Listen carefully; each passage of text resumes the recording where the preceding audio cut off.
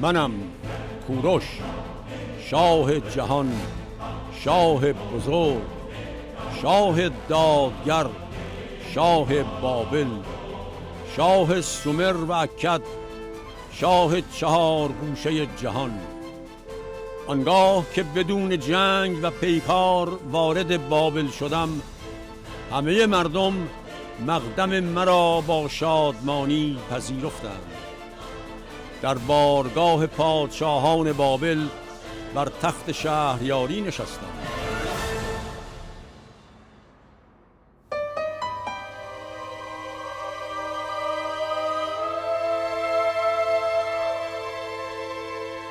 سخنان و فرمانهای کوروش بزرگ، آغازگر سلسله هخامنشیان 538 سال پیش از میلاد، به دستور او به زبان و خط میخی اکدی در 45 سطر بر منشور کوروش حک شد.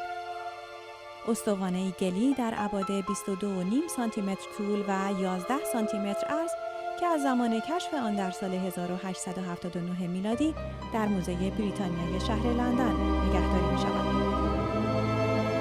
بر آن کوروش القاب و نسب خود را برمی‌شمارد و از انتسابش به حکمرانی جهان می‌گوید.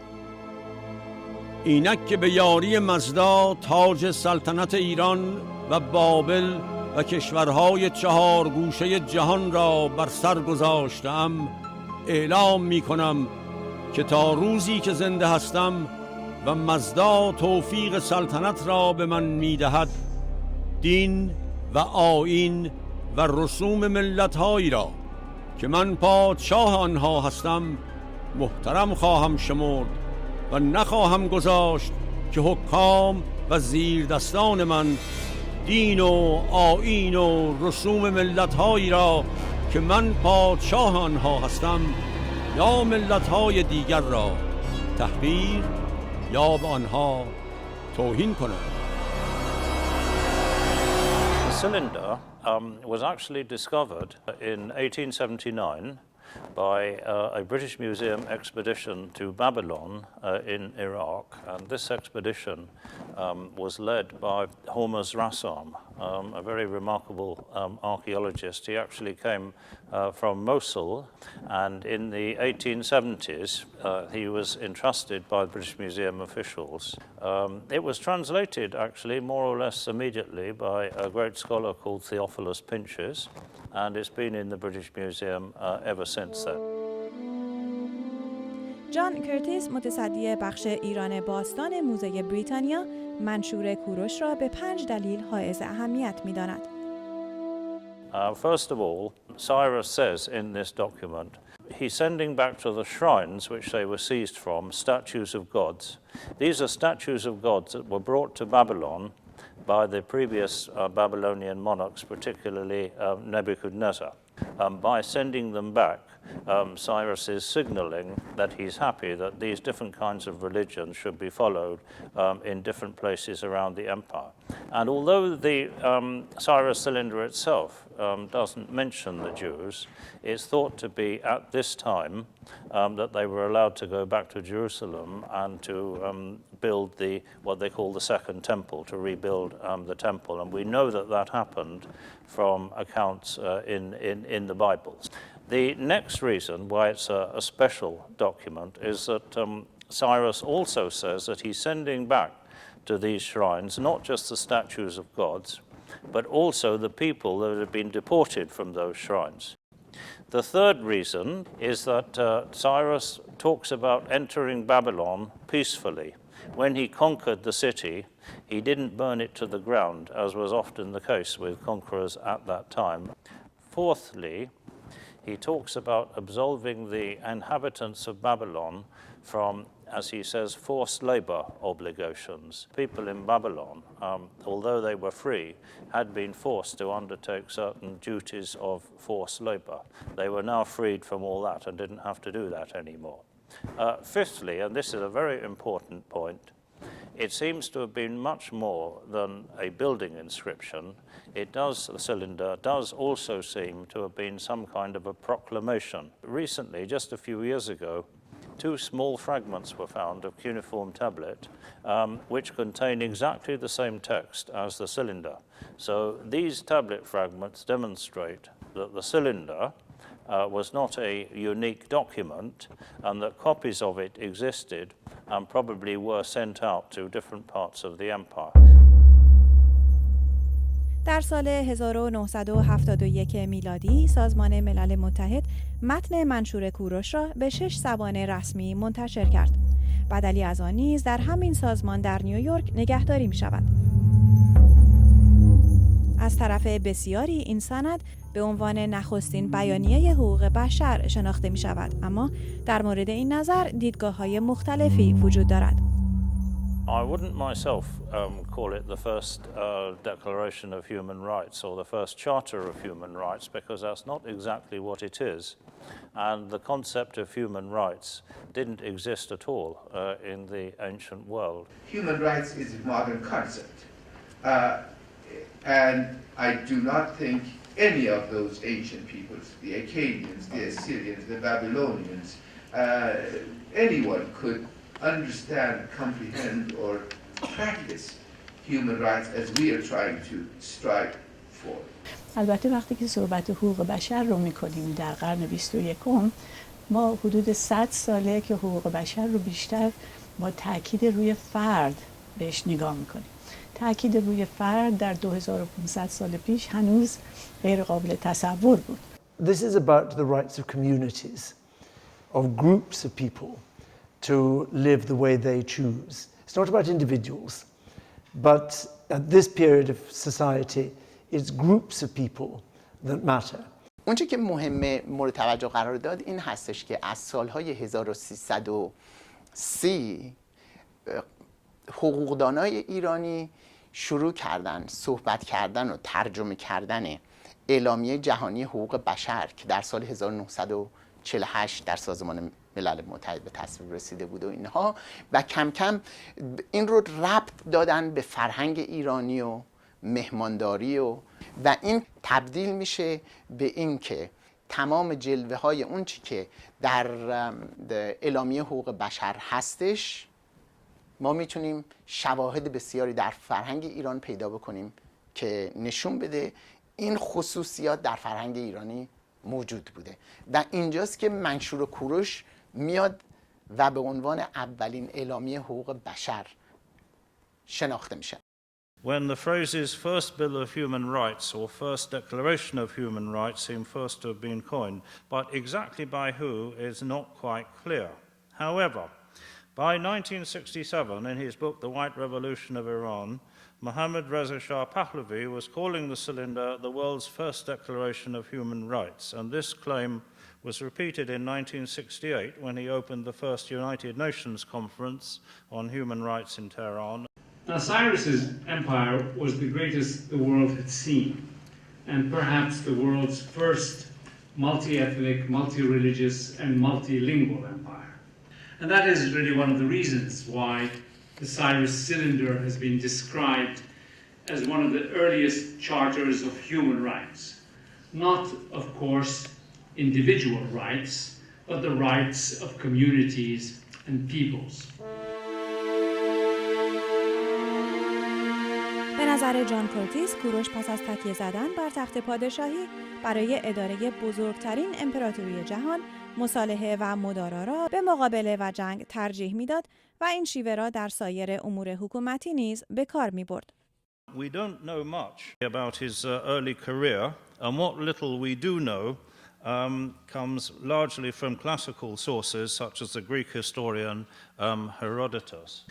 He was apparently the king of Anshan, and in 550 BC he defeated in battle his maternal grandfather, who was the king of the Medes. So in this way he brought together the two related tribes of Medes and Persians, and the date of 550 BC is usually taken as the start of the Persian Empire.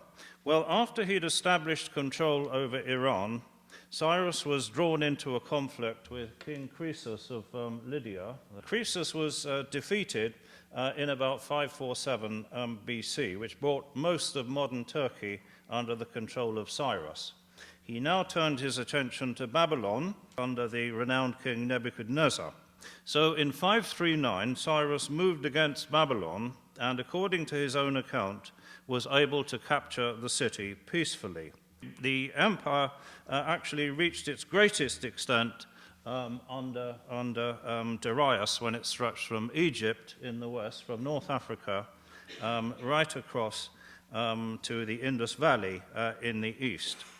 Well, probably towards the end of his life, Cyrus established a new center at Pasargadae in southwestern Iran, and after his death in 530 BC, he was buried there at Pasargadae in a splendid gabled tomb.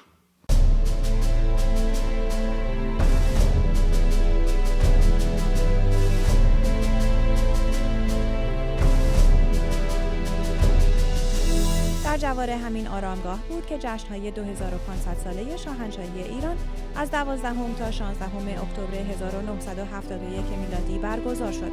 پیشنهاد اجرای این جشن پیشتر در سال 1958 توسط دکتر شجاع الدین شفا، دیپلمات و مشاور فرهنگی محمد رضا شاه پهلوی مطرح شده بود.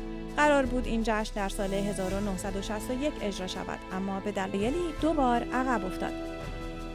در آغاز مراسم، محمد رضا شاه پهلوی در پیامش به کوروش، بنیانگذار شاهنشاهی هخامنشی، از استوانه کوروش به عنوان نخستین منشور حقوق بشر در جهان یاد کرد. کوروش، ما امروز در برابر آرامگاه ابدی تو گرد آمده ایم تا به تو بگوییم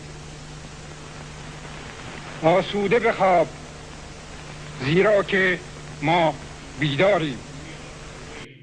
For the Shah, of course, Cyrus was not only the founder of the Persian Empire, but represented a model of a good, just, and widely admired king. Cyrus has even been appropriated by the Islamic Republic.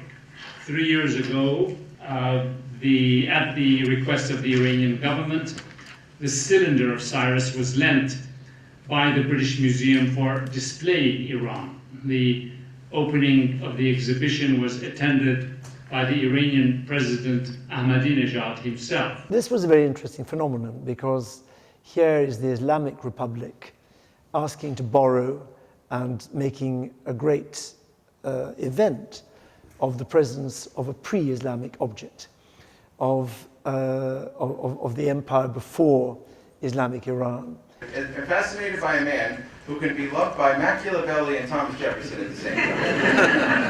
That's really a feat.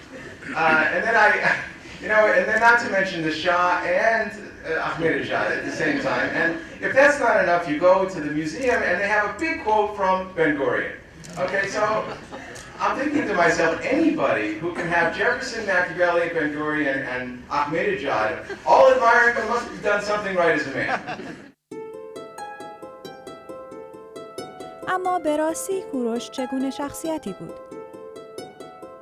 نقل‌های گوناگونی وجود دارد که بسیاری از آنها پشتوانه تاریخی ندارند. در انجیل و نوشته‌های یونانی در مورد تولدش داستان‌های زیادی هست که بیشتر شبیه به افسانه است. در مورد مرگش نیز گفته می شود پس از پیروزی‌های متوالی در آسیای مرکزی درگذشته، اما اینکه جسدش چگونه به پاسارگاد انتقال داده شد روشن نیست. دکتر واوتر هانکلمن بیش از 20 سال گذشته را به مطالعه در مورد ایران اختصاص داده است.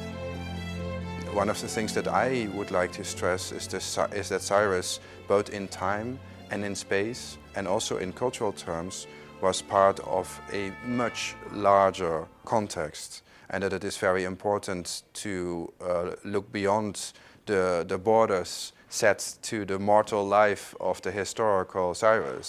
The image that we have is too much distorted and too faint, actually, to have much to say about it. In the first reading, it gives you, of course, the image of a king who wants to be benevolent, and that is exactly the intention of the cylinder. On second reading, when you try to put it in context, you will find that there are different kings that preceded Cyrus and also kings that succeeded him, that in that particular circumstance would issue documents of the same nature. In the book of Isaiah, Cyrus is described as the Messiah, the anointed one, the shepherd of God, and this obviously was because he was held in high esteem by the Jews, particularly, presumably, as under Cyrus they've been allowed to return to Jerusalem and to rebuild the temple.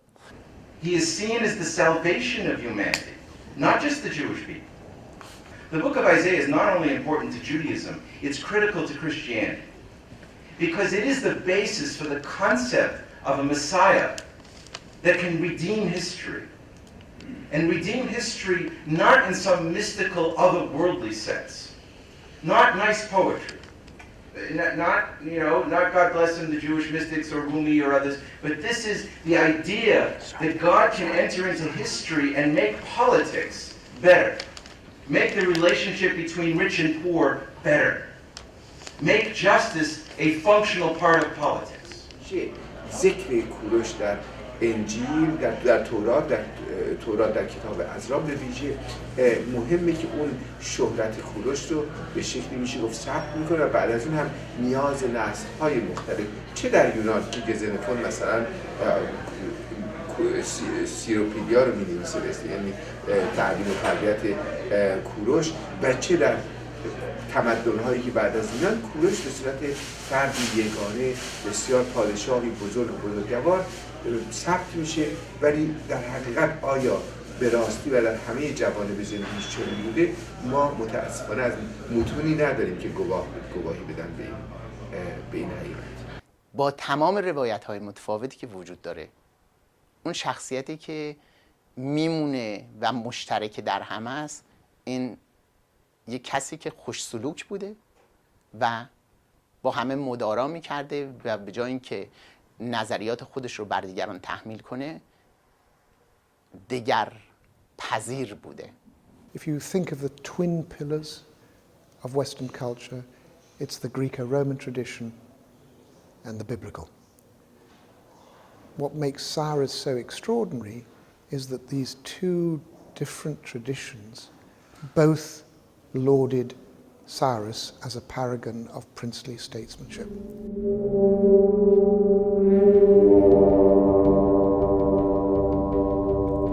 به خاطر همین جایگاه است که نویسندگان یونانی در مورد کوروش بسیار نوشتند. از جمله تاریخ نویس یونانی گزنوفون از شاگردان فیلسوف یونانی سقراط سیروپدیا یا پرورش کوروش را در قرن 4 پیش از میلاد نوشت. با اینکه سیروپدیا رمانی سیاسی است و اساس تاریخی ندارد، بسیاری برای شناسایی زندگی کوروش به آن تکیه می‌کنند.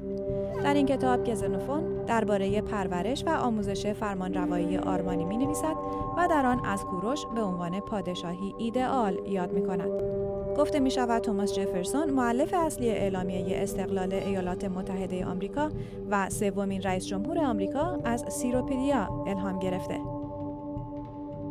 To my left, a beautiful copy of a 1767 edition of the Cyropedia with Greek text on one side and a Latin text on the other. Who did it belong to but Jefferson?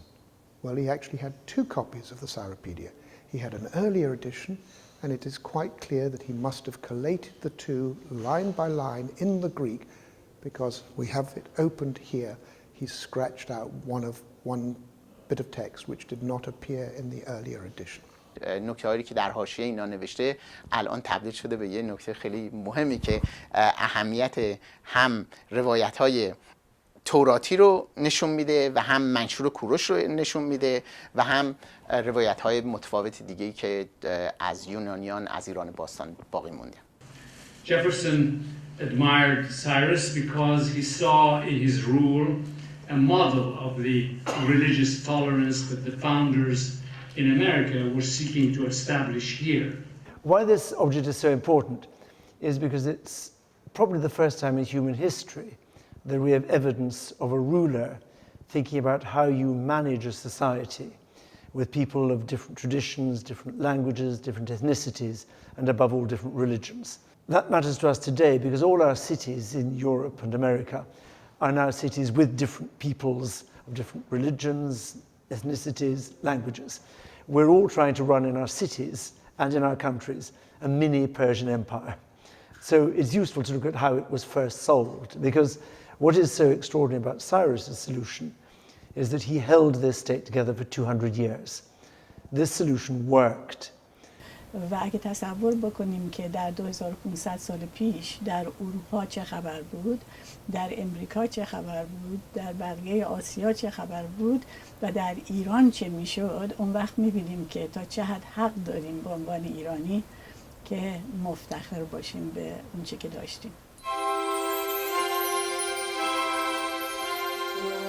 منشور کوروش یک بار در سال 1971 به مناسبت 2500مین سال بنیانگذاری شاهنشاهی به مدت 4 روز و برای بار دوم در سال 2010 به مدت 5 ماه موزه بریتانیا را ترک کرده و به ایران امانت داده شد.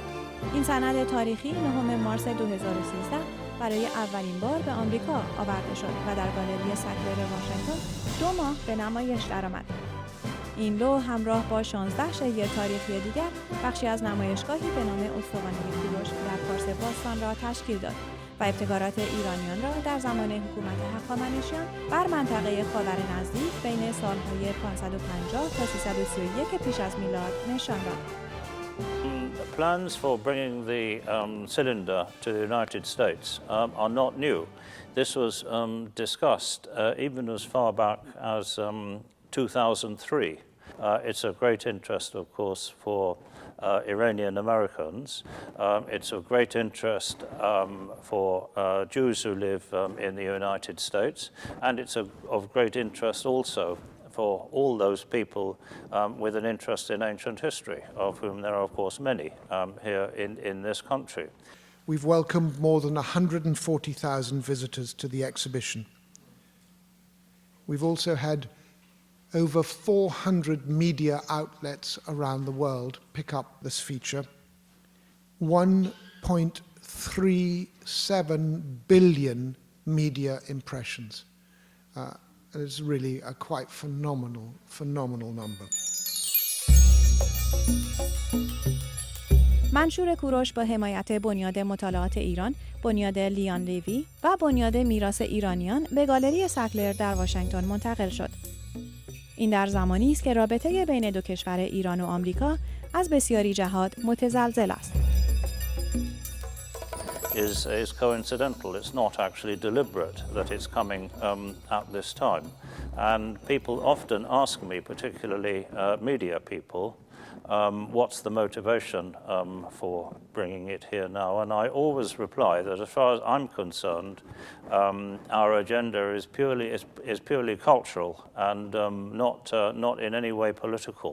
من فکر می‌کنم در واقع مسئله تنش بین دو کشور اتفاقاً یک موقعیت خوبی میده برای اینکه این منشور به این مملکت بیاد و اینکه در چند موزه در چند شهر ایالت امریکا این به نمایش گذاشته میشه خودش خیلی مهمه، چون مردم رو از یک تصوری که راجع به ایران دارند این رو تبدیل میکنه به آگاهی از تاریخ شکوهمند ایران و از اینکه اولین مدرک دنیایی که به مسئله حقوق بشر پرداخته متعلق به یک رهبر ایرانی بوده. The cylinder makes clear is how strange it is that relations between Iran and Israel should be so difficult, because it is Cyrus acting on the principles set out in this cylinder who allows the Jews to return from captivity in Babylon to rebuild the temple. And indeed, he provides funds to help rebuild the temple in Jerusalem.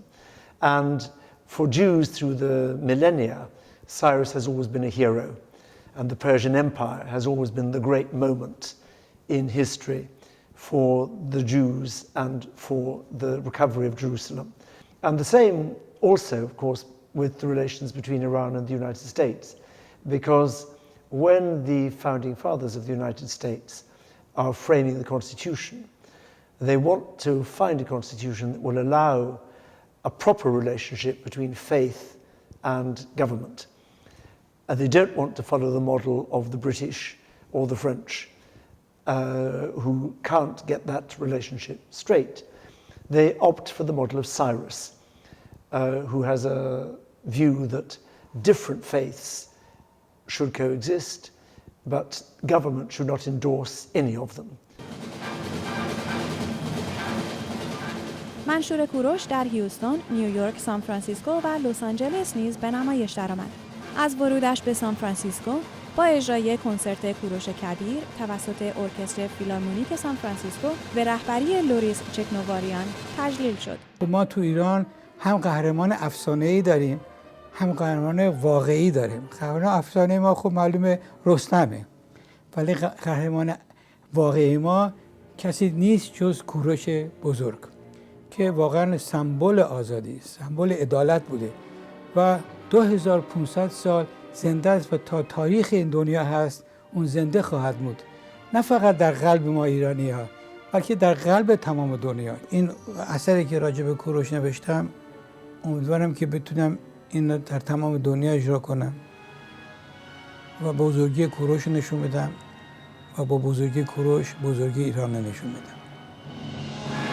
این کنسرت با حضور هنرمندانی همچون رایکا شهابی یغمایی، تارا کمانگر و هوشنگ توزی با حمایت سازمان اتحاد عمومی آمریکاییان ایرانی تبار پایا، همچنین کمک‌های سازمان‌ها و افراد مختلف در این شهر بر صحنه رفت.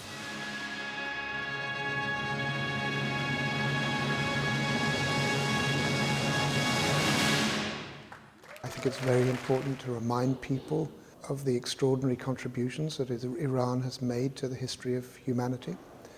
And an object like this is not only a reminder of the past, but it's also an object that has mutated. It's a mutable object. It's one that different eras, different agendas reinterpret.